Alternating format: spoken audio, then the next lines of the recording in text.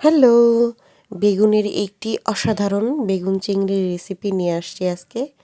তো চলো গরম গরম ভাত দিয়ে আমরা আজকে বেগুন রেসিপিটি করে খেয়ে নিব এবং বাংলাদেশে যে আমাদের মায়েরা যেভাবে রান্না করতো ঠিক সেভাবেই চেষ্টা করব করতে।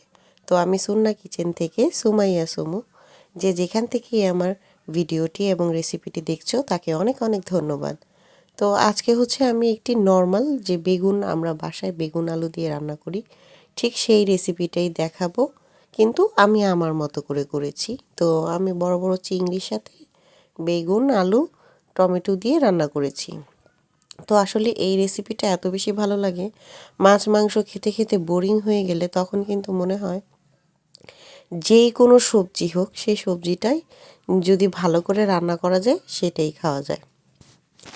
তো আমি হচ্ছে এখানে বাংলাদেশি স্টাইলে যেহেতু রান্না করব, বাংলাদেশের কড়াই নিয়ে নিলাম। আর যেহেতু আমি ফ্রান্সে থাকি, এখানে আমার বেশিরভাগই ননস্টিক ব্যবহার করা হয়, কিন্তু আমার মায়ের দেয়া কড়াই আমি চেষ্টা করি যে সব সময় ব্যবহার করার। তারপর তেল গরম হলো, তেলের মধ্যে আমি হচ্ছে চিংড়ি দিয়ে দিব। এগুলো হচ্ছে আমি আজকে একটু অল্প করে ভাজবো, বেশি ভাজবো না। আসলে চিংড়ি বেশি ভাজলে রাবারের মতো হয়ে যায়, যার কারণে অল্প করে ভাজবো, যাতে জুসি জুসি থাকে আর কি, ভিতরে জুসটা থাকে চিংড়ির এবং মুখে দিলে ভালো লাগে। তো এই জন্য আমি চিংড়ি ক্লিন করে হলুদ মরিচ দিয়ে আর একটু সামান্য লবণ দিয়ে পরিমাণ মতো আমি ভেজে নিচ্ছি। আমি বললাম প্রথমেই যে আমি অল্প ভাজবো, সামান্য একটু ভেজে নেওয়া হলেই আমি উঠিয়ে রাখবো। উঠিয়ে নিয়ে তারপর হচ্ছে এক এক করে আলু ভেজে নিব। আর এমনি অন্য কোনো ভাজাভাজি তেমন একটা করি না, আসলে বেশি ভাজাভাজি করলে তেলটাও বেশি শরীরের জন্য ঠিক না। তো যাই হোক, আমার চিংড়ি ভাজা হয়ে গেছে, আমি উঠিয়ে রাখতেছি এক এক করে। তারপর আমি ওখানে আলু রেডি করে রাখছি, আলুটাও ভেজে নিব। রান্না করতে গেলে আসলে রেসিপি হোক আর যে কোনো রাঁধুনি হোক, একটু পাতিলে এদিক সেদিক লাগবেই। সো তোমরা ইগনোর করবা, কারণ এটা তো রান্না, আর আমি হচ্ছে রান্না করতেছি প্লাস ফিল্ম করতেছি, এই জন্য আরও বেশি আমার এদিক ওদিক লাগতেছে। তারপর আমি এই তেলের মধ্যে আর এক্সট্রা তেল দিব না, এইখানেই হচ্ছে আমি আলুটা ভেজে নিব। আলুটা ভেজে নিলে কি হয়, আমাদের এখানকার আলুটা এত নরম হয় যে খুব তাড়াতাড়ি গলে যায়। আলুটা ভেজে নিলে মোটামুটি বেগুনের সাথে মুখে পড়ার মতো থাকে, নাহলে বেগুন আর আলু একদম ভর্তা ভর্তা হয়ে যাবে। বেগুনও গলে যায় আর আলু তো অনেক বেশি গলে যায়, কেমন জানি হালুয়ার মতো হয়ে যায় বড় যত বড় করে কেটে দিই। এই জন্য আমি শেষে আলু দিই এবং একটু যখন দেখি যে না এই তরকারিতে আমি শেষে দিলেও হবে না, তখন একটু ভেজে নিই, তাহলে একটু ঠিক থাকে। তাও আমি এটার মধ্যে হালকা হলুদ মরিচ দিয়ে তারপর আমি ভেজে নিয়েছি। মরিচ দিইনি, সরি, হলুদ এবং লবণ দিয়ে। আর এই তেলের মধ্যেই হচ্ছে আমি আরেকটু তেল অ্যাড করে তারপর রান্নাটা করে ফেলবো। তো এইসব পরিমাণ তো আসলে বলার মতো কিছু নাই যে 1 কাপ তেল দিবা, এই দিবা সেই দিবা। তো যে যার মতো পরিমাণ মতো করে তেল দিবা। যদি তোমাদের তেল কম খাওয়ার থাকে তাহলে কম দিবা। তো এই অবস্থা। আমি আসলে এখানে বড় পেঁয়াজ যেটা আমাদের এখানে পাওয়া যায় ফ্রান্সে অ্যাভেলেবেল, সেই পেঁয়াজটার মধ্যে একটা পেঁয়াজ দিয়েছি। দেখো একটা পেঁয়াজ কতগুলো হয়েছে। তবে এগুলো দেখার মতোই, একটু পরে সিদ্ধ হলে দেখবা যে মশলা নাই, একেবারে হাওয়া হয়ে গেছে।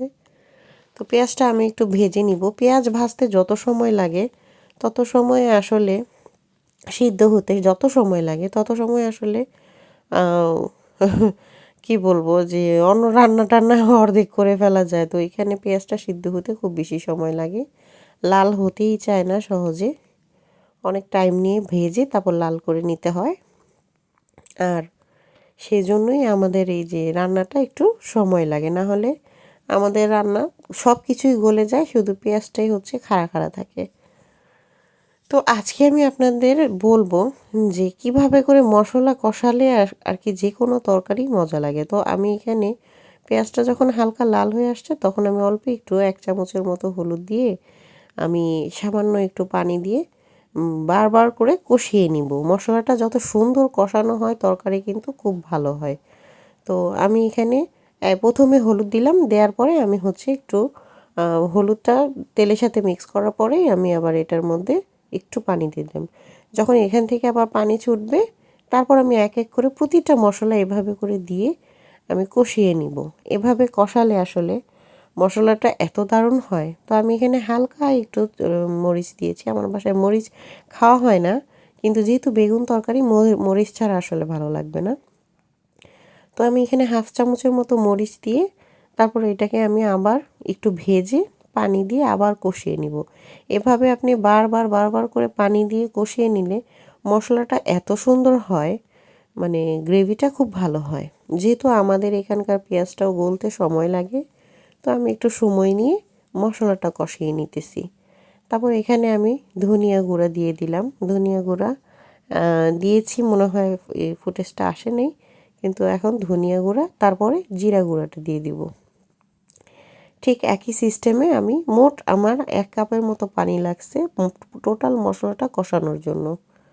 তো টোটাল মশলাটা কষিয়ে নিলাম এভাবে করে বারবার করে পানি দিয়ে।